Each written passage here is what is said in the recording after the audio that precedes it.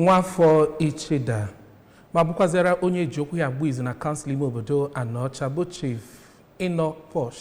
Chikezie bụ onye chigoro echichi pụrụ iche bụ High Chief nke obodo Ichida. Ememe a bụ nke eji wee kwanyere ya ugwu maka ntinye oke ya nye agamnihu na mmepe nke obodo Ichida ya na gburugburu. Emmanuel Chibata na ebe ahụ n'aha ABS.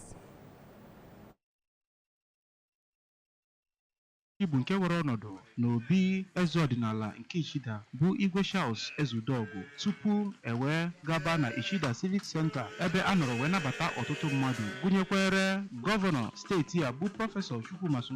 nakwa ndị nnekwu mmadụ na ọrụ gọọmenti, ndị isi obodo dịgasị iche iche nakwa ndị na-akwanyite omenala bụ ndị bịara ya bụ mmemme ebe o gosipụtakwara ka ndị obodo Ichida eme ọdịnala ha. N'okwu ya na ya bụ mmemme ka Igwe Ezudogwu kọwara Chief